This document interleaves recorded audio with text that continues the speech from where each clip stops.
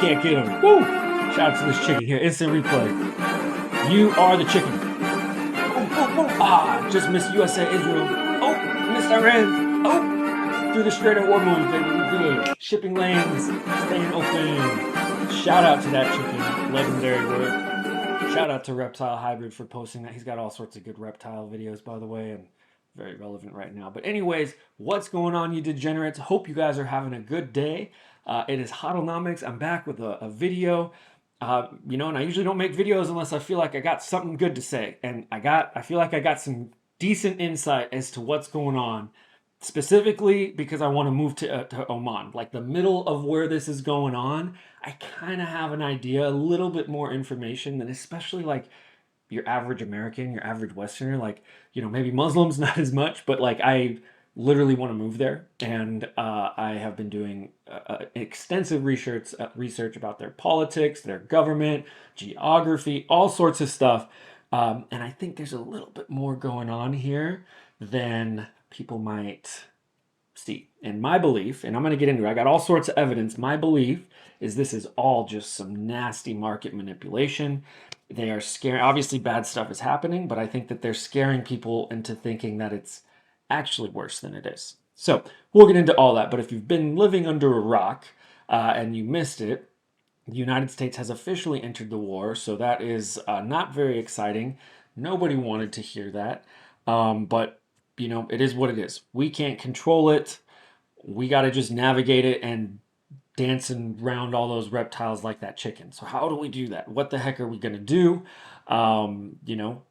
Markets, hopefully they're good, whatever. They've been kind of up and down since the news has happened. But then this morning, right, happened last night, markets were up and down. Then this morning we got, boom, more news. So Iran orders the closure of the Strait of Hormuz, putting 1/5 of the world's oil supply at risk. So this is one of the few things that has made me be like, something's up. Like, something's up, right? And then because I know the area and I've studied this geographically, Iran does not have 100% control of the Strait of Hormuz. Now they have ports there, and they have control those ports, but unless they like bomb the other countries on the other side, they can't they can't shut it down completely, right? So this is almost like one of those things where it's like, yo, this is a very easy thing where they can turn this story around, right? Like this is just very simply, again, I have no idea, but let's look into it, right?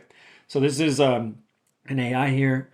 So Iran does not have full control over the Strait of Hormuz. The northern half of the strait is under Iranian control, while the southern half is controlled by Oman, which has always supported freedom of navigation. We'll get more into that in a little bit. So for Iran to actually close the strait, it would need to confront not just Oman, but also face opposition from other Gulf states like Saudi, UAE, Bahrain, plus the presence of international naval forces, making a full closure extremely difficult in practice. Oman absolutely has sovereign rights over the strait, and any move to block the passage would likely trigger major international response, not just from regional neighbors, but also global powers that rely on this shipping route. So, just looking at this, right? So this is where it comes in, boom. And this little point right here, if you didn't know, you can't see my mouse. Can you not see my mouse? It's not showing my mouse. No. Okay, well, this little point here, where this at the top is actually Oman as well. So Oman's here, and Iran is up here.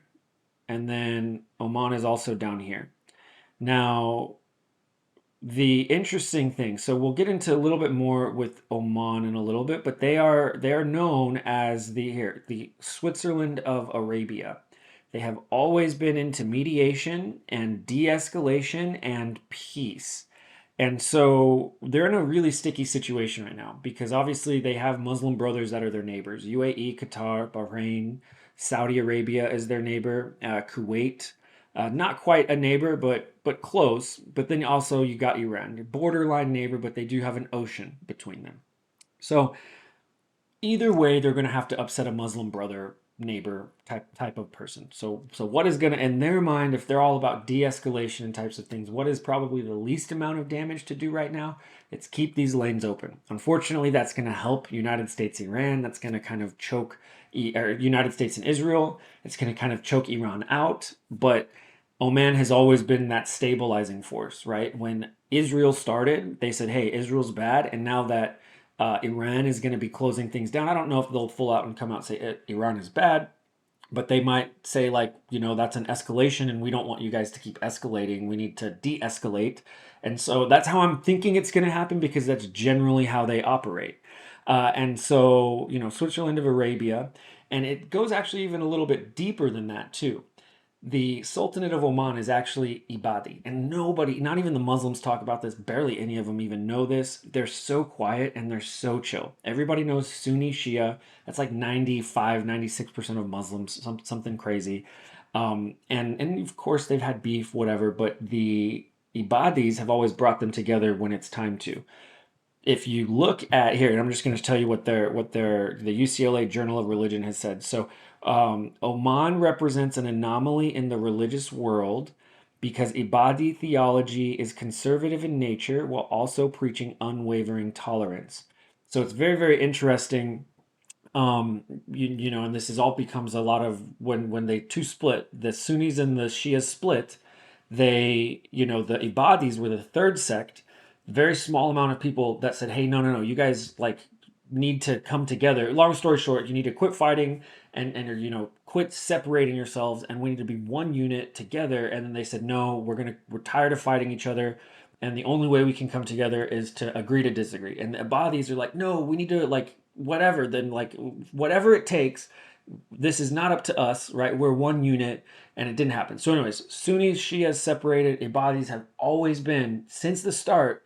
We need to be one cohesive unit. So, very, very interesting their position on things. And so then you've got Iran, right? So Iran is, you can see their, Masonic Parliament building here. It's got the 33 windows. Make of that what you will, right? So the other thing about the Ibadis in Oman, their people love them over there. They're super chill. They actually invest in their people. Really solid government, and that's another reason I want to move there. People like really, really like them. But then you've got Iran. Iran, when they get involved in this type of stuff, they're always about market manipulation. From what I have seen, since I have been really getting involved in the Middle East, like enough to go like move their type of stuff. Like this is not like casual research for me. This is like years of being pretty deep in the weeds, especially on markets, because I'm a crypto guy too. But Iran officials admit regime manipulates currency exchange rates. Iranian officials admit government manipulated stock market. I mean, that's just like what they do. And it's so weird. For 40 years, they've been all talk, all bark, no bite when it comes to Israel. And it's weird. They always just like scare people and never do anything. If that trend continues with this, like their scare tactic would be, hey, I'm going to scare you guys. And obviously things are progressing. It's a worse type of scare. But I think they're just scaring people that we're going to go to World War III. This is the big one. But it's really not. And then I'm going to go back to that Strait of Hormuz because, again, like they don't control it. They're saying they do, but they don't. And then it's very easy to Oman can just be like, hey, we're going to keep it open. Boom, markets recover, right? It's like, oh, hey, we're not going to World War III. Actually, business as usual. Um, and so this interesting thing about this too is I don't know what's going to happen with the long scale of the war. I would imagine it's probably going to last a little bit longer than we want to, but who knows about that? I am not going to predict on that. But just historically, when this stuff happens, it's usually a way to debase the currencies and then inflate the assets. It's always how it goes. I mean, war, we all know it's an economic business decision, political business decision, monetary policy, more than it is actual like protecting the people. It's just to enrich the people at the top, right? And the other thing, this is where it starts to get really interesting. And this is one of the key things that makes me think that this is all just a giant ruse. The Trump organization is literally investing in Oman. And they're creating this beautiful resort on the beach of Oman. Trump put $500 million into this. And this was announced like July 2023. So right before, I think it was 2023. It was like a couple of months before the October 7th deal happened, whatever. And so even if there would be a hint that there would be a global conflict that would mess this up, there's no way Trump would do this, right? Now, what if, well, on the flip side, what if Trump knew that all of a sudden Oman was going to be put in the limelight and paint itself as a the Switzerland of the Middle East? Like, hey, actually, these people are super cool, super chill. Like, nobody knows that yet, by the way. Like, nobody knows how dope Oman is, but it's so good that I'm considering leaving the United States to go. Like, that's how dope Oman is. The more I find out, the more I research about that country, the more I just absolutely love it. And this could be a crazy, weird marketing strategy to put it on the global scene for all of their investments. They've been opening to foreign investors. Israel could be invested in Oman. Iranian government officials could be invested in Oman. Who the heck knows? And that's the other thing. It's not just Oman. The UAE and Dubai has put this game plan out there forever. It's I guess a model, and the whole country, everybody is lots of foreigners are investing in the Middle East right now because the Middle East is basically what's going on in the Middle East. In case you don't know this, also the oil money's running out. They're running out of that. And so the next thing that they're doing is they're trying to ramp up their real estate and then they're trying to ramp up their tourism. So the whole country is basically, real estate investors and stuff exactly like this. The whole Middle East, except for Yemen. We've seen it in UAE. Bahrain is absolutely insane right now. Saudi has some really interesting stuff going on right there. I think Saudi is mismanaged. Whatever, different story. But the elites, the people in charge of everything that's going on, clearly, literally, I'm giving you evidence on this screen, want Oman and that Strait of Hormuz region to be bullish. They do not want anything to happen to that area because they all have like recent investments in that. Like you could even go see here. You could even still go and buy, like download the brochure to be an investor in this. Register your intent, your interest. Check it out. You can earn passive income, expertly managed by Trump hotels where you generate passive income. Insane. Like Trump is just basically like, yeah, it's crazy, crazy stuff. And then also, not only that, but Trump got a lot of that money specifically from divesting in the United States. So this isn't just like some cash he's like putting over here, whatever.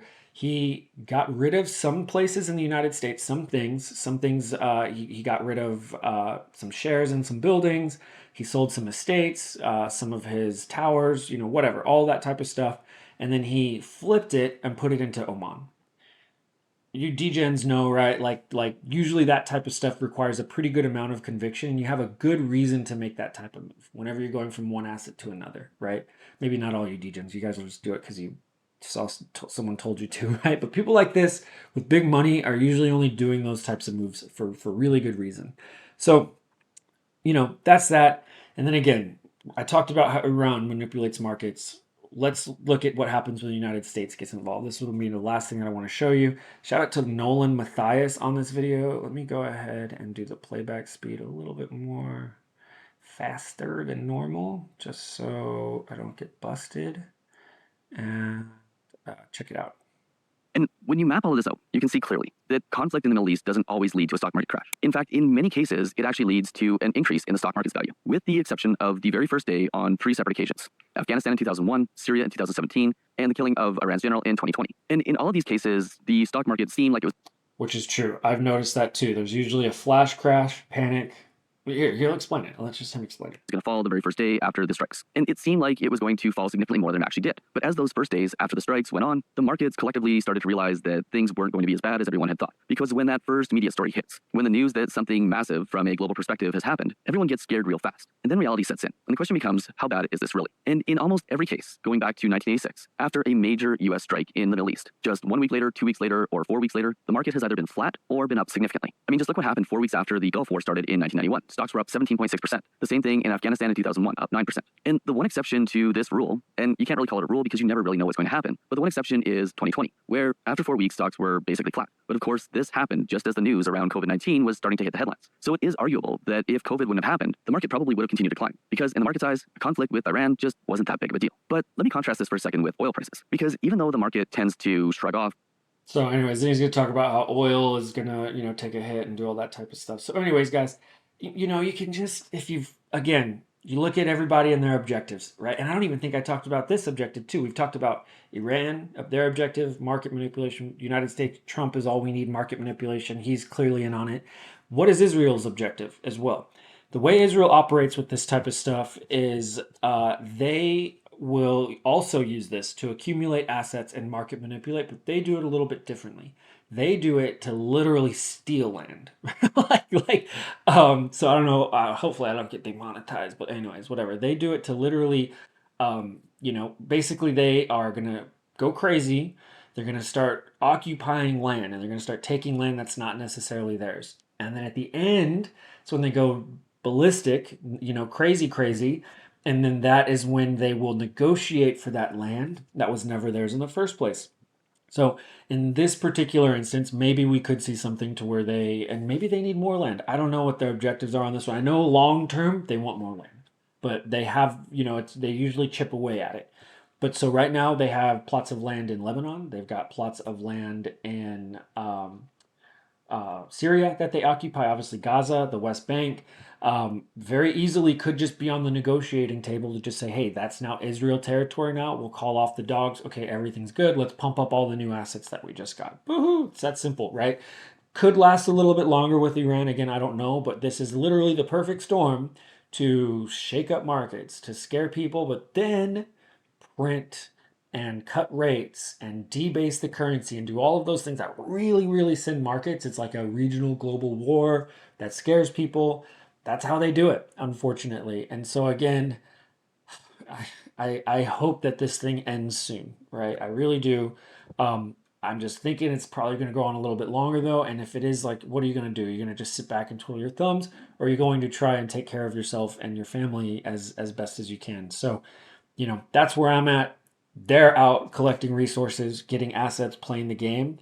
Might as well play that game. Use it for good. Don't be like these people. You're not causing it. You're just riding the wave and doing what you can to take care of yourself.